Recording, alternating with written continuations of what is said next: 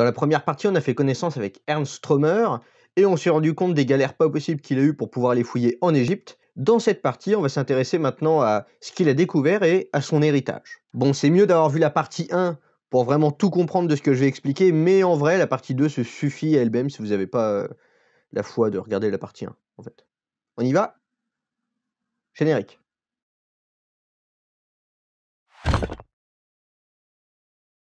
Lorsque Strömer y rentre de ses dernières fouilles en Égypte, il n'arrive plus à faire rapatrier les fossiles en fait, qu'il trouve là-bas, et du coup les fossiles ils sont coincés au bureau de surveillance du désert pour une durée indéterminée.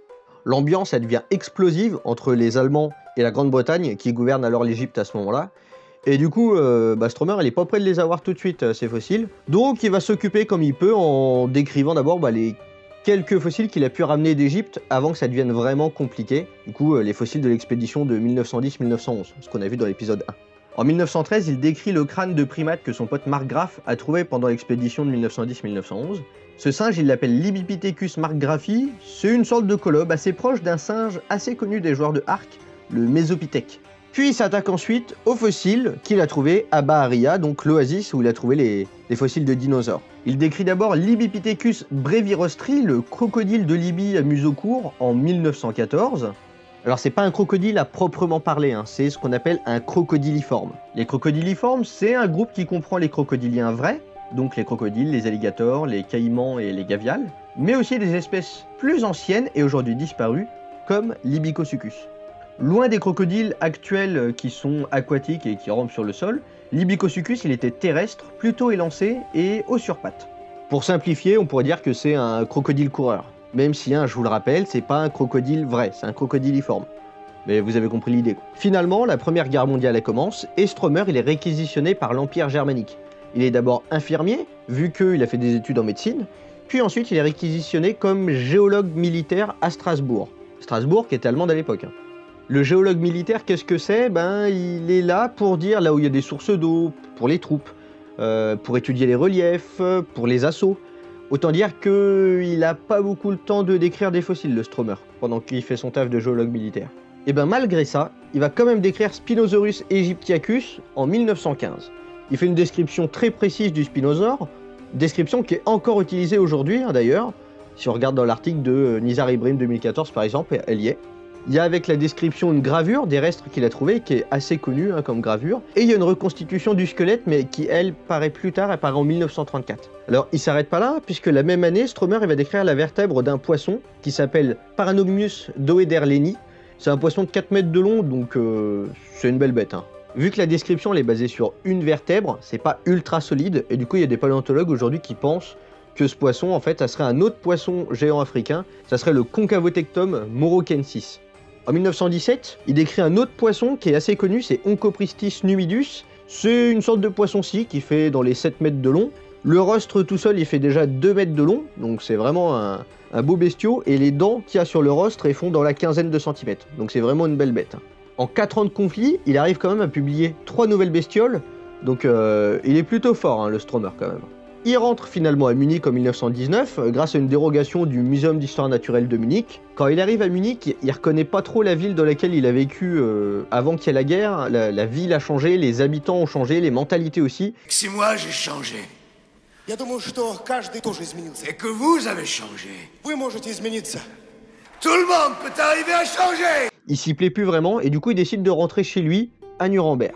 En 1920, ça se calme, et du coup il rentre à Munich, il y revient vivre tout juste marié avec Elisabeth Reinbaum, la femme qu'il a rencontrée quand il a fait l'expédition en Égypte de 1910-1911.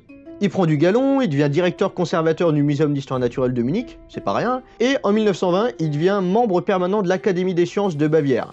Donc là, il enchaîne les grades quoi.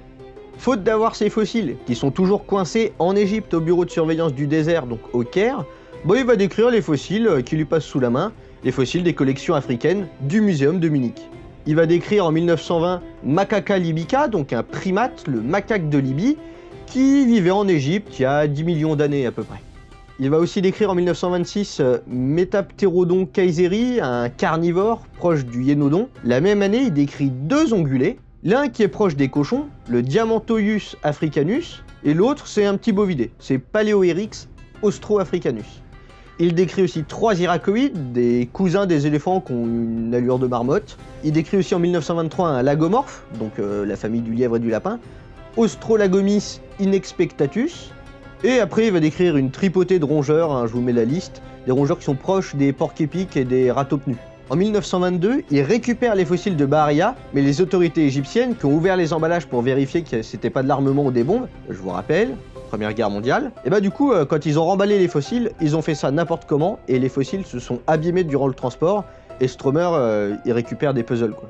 En tout, il va lui falloir pas loin de 10 ans pour restaurer tout ce qu'il a pu faire venir d'Égypte, et pour pouvoir ainsi les décrire de manière précise. En plus de l'Ibycosuchus en 1914, il va décrire d'autres crocodiliformes de l'oasis de Baharia. Il y a Stomatosuchus en 1925 et Aegyptosuchus en 1933. C'est des espèces de crocodiles-baleines munis d'une très grande gueule pour piéger les petits poissons, un peu comme dans un filet. Il décrit aussi 2 crocodiliformes qu'il n'arrive pas à identifier sur le coup, du coup il leur donne pas de nom. Ils seront finalement appelés Stromerosuchus, donc le crocodile de Stromer, et Baharijodon, les dents de Baharia, en 1936, mais par un autre paléontologue qui s'appelle Oscar Kuhn.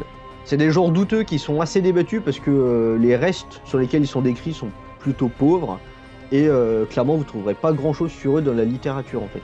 C'est vraiment, tout le monde ne croit pas à leur existence. En 1927, il décrit Squalicorax bahariensis, le requin corbeau de Baharia, même si attention, c'est pas lui qui découvre le genre Squalicorax, c'est Louis Agassiz. Louis Agassiz c'est le gars qui a découvert Mégalodon. Stromer, lui, découvre que l'espèce type de la localité de Baharia. Stromer décrit également Asteracanthus aegyptiacus. C'est un ibodonte qui sont des cousins des requins, avec des aiguillons à l'avant des nageoires dorsales. Il décrit aussi une grosse tortue d'eau, Apertotemporalis, en 1934. Il l'a décrit d'après un crâne partiel, qui possède de grosses ouvertures au niveau des tempes. D'où le nom de la tortue, Apertotemporalis, qui signifie les tempes ouvertes. Vu qu'on n'a plus le crâne, mais ça j'y reviendrai plus tard, je vous illustre ça avec une tortue proche de la même famille, c'est Gallianemis. On voit bien les 2 grosses ouvertures sur le crâne au niveau des tempes qui a donné le nom à la bestiole. La même année, il décrit les restes d'un plésiosaure indéterminé qui serait probablement un Leptoclédus.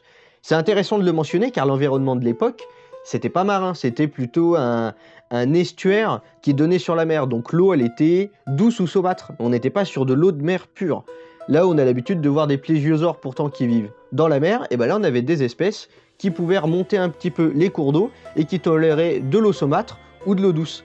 Stromer il trouve aussi le fossile d'un serpent, c'est Simoliophis, c'est un serpent marin avec des petites pattes arrière vestigiales. Mais attention, c'est pas lui qui décrit l'animal, il trouve un fossile d'un animal qui était déjà décrit avant. En 1931, il décrit le squelette incomplet d'un dinosaure carnivore de très grande taille qui est assez connu, le Carcharodontosaurus. Alors attention, techniquement, c'est pas lui qui l'a découvert en premier. Vu qu'il y a 2 dents qui ont été trouvées en Algérie en 1924 et qui ont été décrites en 1925 par 2 paléontologues français. C'est Charles Depéré et Justin Savordin. Et je vous rappelle qu'à l'époque, l'Algérie était française. Donc beaucoup de scientifiques français allaient en Algérie pour étudier ce qu'il y avait là-bas. Sauf qu'ils attribuent les dents à un dinosaure qui s'appelle Megalosaurus. Donc c'est Megalosaurus saharicus, l'espèce qu'ils décrivent. Il fut ensuite appelé Dryptosaurus saharicus, puis finalement Carcharodontosaurus par Stromer. Pourquoi Stromer lui donne ce nom-là ? En fait, quand il trouve le crâne, il observe que les dents ils ont la forme de dents de requin. Elles sont très plates, très écrasées sur les côtés. Alors je vais vous montrer ça avec 2 modèles que j'ai là. Là, j'ai une dent de T-Rex. Donc, quand on regarde la dent de T-Rex, qu'est-ce qu'on voit ? Elle n'est pas très plate, regardez. Quand on regarde du dessus, vous voyez, elle n'est pas écrasée comme ça latéralement. Elle a plutôt la forme d'un pieu. Et en fait, pourquoi elle a cette forme-là ? Parce que le T-Rex, sa méthode de chasse, probablement, c'est de choper la bestiole et ensuite de l'écraser, de la broyer, créer le plus de dégâts internes possible et ensuite la bouffer, quoi.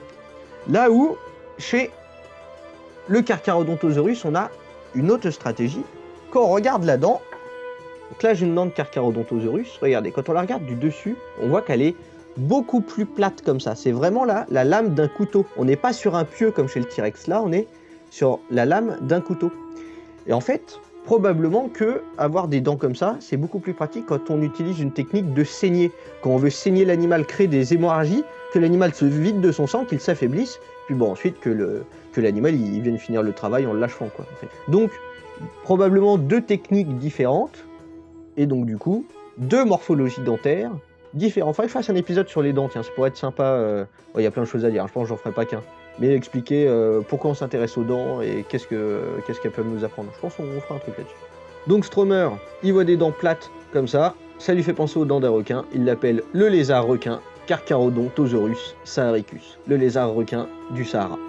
Les 2 dents là que j'ai qui m'ont permis de vous faire la démonstration, c'est Guy Emmanuel qui me les a offert. Guy Emmanuel, c'est celui qui tient la chaîne Graines de Savoir, vous connaissez peut-être. Si vous ne connaissez pas, n'hésitez pas à aller faire un tour, hein, c'est pas mal. Vous allez voir, il parle de plein de trucs, beaucoup de paléontologie, mais pas que. Donc vous devriez trouver votre bonheur. Donc allez y faire un tour. Et encore une fois, merci Guy Emmanuel pour magnifique présent.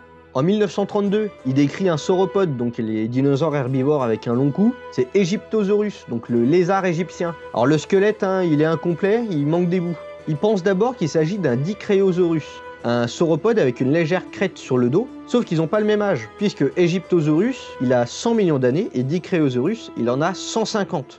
Plus tard, les paléontologues vont le rapprocher d'Amargasaurus, un autre sauropode, mais même problème. Amargasaurus, il a 130 millions d'années, et en plus, il vit en Argentine, donc de l'autre côté de l'océan Atlantique. Egyptosaurus, finalement, ça serait un cousin de Rebbachisaurus, qui est lui-même un cousin du Diplodocus. Donc ce serait la famille du Diplodocus. En 1934, il décrit un 3e grand prédateur de Bahria, le Bahriasaurus.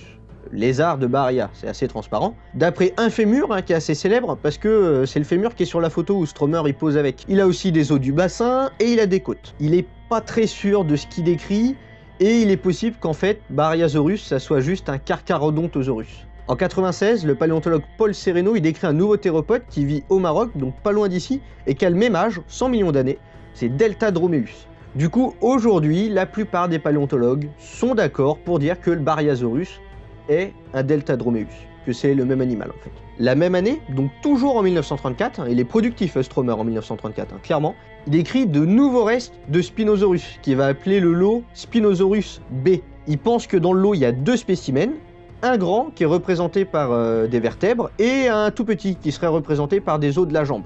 Plus tard, le paléontologue Dale Russell, il attribuera ces os à un nouveau genre de dinosaure qu'il découvre au Maroc, c'est Sigilmassasaurus. Paul Sereno, lui, il pense qu'il s'agit plutôt d'un Carcharodontosaurus. En 2020, Nizar Ibrahim, donc celui qui a découvert le Spinosaure de 2014, il dit que Sigilmassasaurus, c'est en fait un juvénile de Spinosaurus.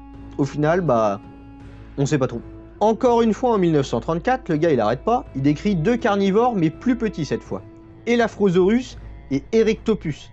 Mais encore une fois, c'est basé sur pas grand chose. Et même Stromer dans ses papiers, il le dit que ses descriptions manquent de détails et qu'il n'est pas sûr de lui. Donc ils ont le mérite d'exister, mais à prendre avec des pincettes quand même. Même si pour certaines descriptions c'est assez limite, Stromer il arrive quand même au constat que il y a 99 millions d'années, en Égypte, il y avait au moins 3 grands prédateurs qui font plus de 10 mètres de long au même endroit. Et ça, c'est pas normal. Il devrait y avoir qu'un seul grand prédateur au sommet de la chaîne alimentaire. Allez, à la rigueur 2, mais c'est vraiment difficile. En général, c'est plutôt 1. Et ensuite, il devrait y avoir des prédateurs plus petits, des charognards, des opportunistes, ou alors des animaux très spécialisés, et ensuite toute une gamme d'herbivores. Par exemple, en Amérique du Nord, à la fin du Crétacé, à Hill Creek, on a un gros prédateur, le T-Rex, puis on a des prédateurs plus petits, comme les raptors, les oviraptors, avec tout un panel de proies, des grandes et des petites. Pourtant, dans le Crétacé égyptien, à Bahria, on a 3 gros prédateurs de 10 mètres de long et on a un seul herbivore qui doit supporter tout le poids de la prédation, c'est Egyptosaurus. Autrement dit, il y a un problème quelque part. Cette interrogation elle sera plus tard appelée en anglais sous le nom de Stromer's Riddle, ce qu'on pourrait traduire en français par l'énigme de Stromer. Cette énigme ne va pas avoir de réponse pendant un bon moment, jusqu'à ce qu'on commence à s'intéresser à des sites fossilifères du Maghreb, comme par exemple la formation des Kemkem au Maroc, qui a le même âge, donc environ 100 millions d'années. On y découvre de nouvelles bestioles qui viennent enrichir la chaîne alimentaire qu'on supposait déjà. On a 31 espèces de poissons, 3 amphibiens, 8 lézards et serpents, 4 tortues d'eau, 8 crocodiles, 11 ptérosaures, 7 dinosaures carnivores et 7 dinosaures herbivores. Maintenant, attention, là je vous ai mis le nombre d'espèces, pas le nombre de genres. Donc des fois il y a des espèces qui sont basées sur 2 dents isolées ou un bout de vertèbre, donc probablement qu'il y en a un petit peu moins. Encore une fois, à prendre avec des pincettes. Mais il y en a quand même pas mal. Malgré tout, si on met les crocos et les dinosaures carnivores ensemble, rien que eux déjà, ça fait quand même une grosse population de carnivores, par rapport aux herbivores qui ont été trouvés sur ce site. Et en fait, c'est le constat qu'on fait sur un peu tous les sites crétacés en Afrique du Nord. Il y a toujours plus de prédateurs que de proies, et c'est pas normal. Une des solutions pour expliquer qu'il y ait beaucoup de prédateurs, c'est que chacun mange un truc en particulier, ou qu'a un mode de vie bien spécifique. C'est ce qu'on appelle la partition écologique. Sauf que, faut pouvoir le prouver ça. En 2010, Romain Amiot et son équipe s'intéressent à la chimie des spinosauridés, en provenance de 12 sites du Crétacé, afin de prouver, oui ou non, s'ils ont un mode de vie aquatique, malgré l'absence d'une morphologie de bestioles aquatiques. Je vous rappelle, Baryonyx, il a rien d'un nageur, et en 2010, Spinosaure, il ressemble à ça. Pour chaque spinosauridé de l'étude, on le compare à des tortues d'eau, des crocodiles, et des dinosaures carnivores, autres que des spinosauridés, qui vivent au même endroit et en même temps. Alors je vais pas trop rentrer dans les détails parce que la géochimie c'est technique, faudrait faire une vidéo à part, et c'est technique même pour moi. Mais grosso modo, là pour l'oxygène, ce qui va nous intéresser, il y a plusieurs sortes d'atomes. C'est ce qu'on appelle les isotopes. Il y en a qui sont lourds et il y en a qui sont légers. J'irai pas plus loin dans le détail, ça suffira pour ce que je vais vous expliquer. Chez les animaux à sang chaud, comme les mammifères et les dinosaures, la quantité d'oxygène lourd, l'oxygène 18, dans les eaux, elle dépend de la quantité d'oxygène 18 qui est présent dans l'eau de boisson, dans l'eau que l'animal y boit. En général, les animaux terrestres, ils ont un ratio oxygène léger sur oxygène lourd élevé, car ils absorbent en buvant l'oxygène lourd et léger, mais ils perdent que l'oxygène léger en transpirant. Du coup, l'oxygène lourd, il s'accumule dans le corps. Les animaux semi ou complètement aquatiques, eux, ils transpirent pas. Donc, ils perdent pas d'oxygène léger, et donc, le ratio léger sur lourd est plus faible, tout simplement. Amiot et son équipe, ils testent ça d'abord sur des mammifères herbivores africains, histoire de voir si ça marche. Et ça marche. Quand on regarde les résultats du modèle, on se rend compte que les hippos, ils ont un ratio plus faible que les autres mammifères herbivores africains, comme les rhinocéros, les buffles, les éléphants. Donc, ça semble marcher sur les mammifères. Quand on regarde maintenant ce que ça donne sur les animaux fossiles, on se rend compte que les spinosaures, ils sont généralement du côté des animaux aquatiques. Alors encore une fois, attention, il faut faire gaffe avec les résultats, et les auteurs de l'article l'expliquent très bien. Donc ça, c'est un bon point dans l'article, c'est qu'ils expliquent bien la limite de ce qu'ils font. Faut le souligner. On sait que les spinosauridés, c'était pas des piscivores stricts, mais qu'ils avaient tendance aussi des fois à être opportunistes, donc ils passaient pas toute leur vie dans l'eau. On a par exemple les os d'un jeune iguanodon qui ont été retrouvés dans l'estomac d'un baryonyx, ou même une dent d'irritator qui s'est retrouvée plantée dans le cou d'un ptérosaure à la formation Romualdo au Brésil. Et ensuite, comme je le disais juste avant, tous les spinosauridés, ils n'ont pas une morphologie aquatique. Baryonyx, typiquement, c'est pas un nageur. Cependant, comme chez certains ours, ils peuvent passer beaucoup de temps dans l'eau pour soit pêcher, pour se nourrir, soit tout simplement pour réguler la température. Et le fait de passer beaucoup de temps dans l'eau, pas de transpiration, et pas de transpiration, pas de perte de l'oxygène léger. Donc le ratio est plus faible. Du coup, à ce stade, avec le papier, en 2010, on sait que, même s'ils n'ont pas une morphologie trop aquatique, ils sont quand même inféodés à l'eau. Parce que soit ils s'y nourrissent, soit ils s'y thermorégulent. Mais une preuve que les spinosauridés sont liés à l'eau, c'est bien, mais 2 preuves, c'est encore mieux. En 2018, il y a un autre article avec toujours dans les auteurs Romain Amiot qui tente d'apporter une réponse supplémentaire à l'énigme de Stromer. Cette fois, c'est le calcium de l'émail des dents qui est étudié. Pareil, un calcium, des formes du calcium qui sont légères, des formes du calcium qui sont lourdes. On n'ira pas plus loin. L'étude s'intéresse à 2 sites fossilifères. Le site des Kemkem, au Maroc, donc à 100 millions d'années, pile poil le même âge que les fossiles de Stromer qui viennent de Bahria en Égypte. Dans les animaux qui sont présents dans cette localité, on a quoi? On a du Spinosaurus, on a Sigilmassasaurus. En théropodes qui ne sont pas des spinosaures, on a le Carcharodontosaurus, on a du crocodile indéterminé, du ptérosaure indéterminé aussi, du Neoceratodus qui est un dipneus et un poisson castor. La deuxième localité, c'est Gadoufawa, au Niger, qui est à 113 millions d'années, donc un petit peu plus ancien, mais pas non plus énormément. Qu'est-ce qu'on y trouve comme animaux? Alors, chez les spinosaures, on a du Suchimimus et Cristatusaurus. En dinosaures carnivores non spinosauridés, on a Cryptops et Eocarcharias. Chez les dinosaures herbivores, on a Uranosaurus et Nigersaurus.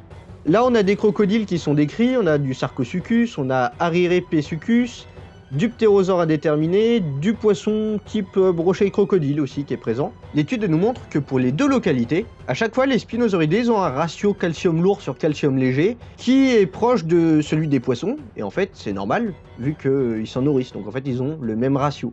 Les autres théropodes, ils mangent principalement les gros herbivores, et les crocos, eux, ils sont un peu plus opportunistes, mélangeant à la fois du dinosaure et du poisson au menu. La réponse à l'énigme de Stromer pour expliquer la quantité importante de carnivores, ça serait donc qu'il y a une partition écologique importante. Chaque prédateur est spécialisé dans un type de proie. Les piscivores mangent que du poisson. Les gros carnivores vont taper sur les gros herbivores et bon, on a un peu les crocos au milieu. Ça apporte un début de réponse, mais maintenant il faudrait continuer en faisant la même étude mais sur des fossiles de Baharia et essayer de trouver de nouveaux animaux qui pourraient enrichir la chaîne alimentaire, donc des ptérosaures, des dinosaures herbivores, plus de poissons, etc. etc. Stromer il décrit tranquillou ses fossiles, mais il y a quelque chose qu'il n'avait pas prévu, c'est la Seconde Guerre mondiale. Quand ça commence à sentir le roussi pour l'Allemagne, Stromer il va essayer de convaincre le paléontologue Karl Berlen, paléontologue légèrement nazi sur les bords, en charge de la collection du Muséum de Munich, de vider le musée et de mettre les spécimens à l'abri, sous terre, dans d'anciennes mines de sel, pour les protéger des bombardements. Sauf que Berlin, il s'en fout complètement, et ce qui devait arriver, arriva. Hein. La British Royal Air Force bombarde Munich dans la nuit du 24 au 25 avril 1944, et le muséum, ainsi que toutes les collections de Stromer, à quelques exceptions près, sont complètement détruites. Entre 1940 et 1944, il y a pas mal de fossiles de dinosaures qui vont être détruits, on parle de 10 à 14 holotypes. C'est à partir de cet incident, en fait, que le moulage de fossiles et la création de répliques va se démocratiser dans les laboratoires, pour que la perte de spécimens n'arrive plus jamais. Bon, ça arrive quand même, hein. On arrive toujours à perdre des fossiles, mais on en perd moins. Stromer, il a les boules, parce qu'il vient de perdre le travail de toute une vie, littéralement, et pour rien arranger, il se met le Troisième Reich à dos, il refuse d'adhérer au parti nazi, il travaille avec des juifs et il continue de dire ouvertement que pour lui, l'origine de la lignée humaine se trouve en Afrique. Et autant dire que Adolf, il tolérait pas trop ça. Résultat, pour le punir, le régime nazi recrutera de force ses 3 fils. Ullmann, il meurt en 1941, Wolfgang, il est capturé en Russie en 1944, et Gerhard, le plus jeune, il meurt en 1945, et la faute à pas de chance, il meurt 2 semaines avant la fin de la guerre. Il était à ça d'y arriver. Wolfgang, qui est prisonnier de guerre soviétique, il sera finalement libéré en 1950, et Ernest Stromer, lui, va décéder peu de temps après, le 18 décembre 1952, donc vraiment peu de temps après avoir retrouvé son fils qu'il avait perdu pendant plusieurs années. Pendant plus d'un demi-siècle, le nom de Stromer il va sombrer dans l'oubli petit à petit, jusqu'à ce qu'il refasse surface en l'an 2000. En 2000, il y a une expédition qui est menée par le paléontologue Joshua Smith sur les traces de Stromer en Égypte. Il découvre un numérus entier d'un sauropode qui sera décrit l'année suivante. C'est le Paralititan stromeri, donc le titan du littoral de Stromer, en hommage au paléontologue disparu. Et voilà, c'est donc la fin de cette vidéo sur Stromer, même la fin de cette série de 2 vidéos. Donc c'est l'histoire d'un homme qui a dédié sa vie entière à la paléontologie et qui est tombé injustement dans l'oubli en fait suite à une succession d'événements où il pouvait pas y faire grand chose. J'espère que cette deuxième partie vous aura plu comme la première. N'oubliez pas, si vous avez aimé la vidéo, de mettre un pouce bleu. Si c'est pas le cas, mettez un pouce rouge. Vous pouvez vous abonner à la chaîne, comme ça la supporte un petit peu. On se retrouve bientôt pour une prochaine vidéo. C'était Christo. Salut.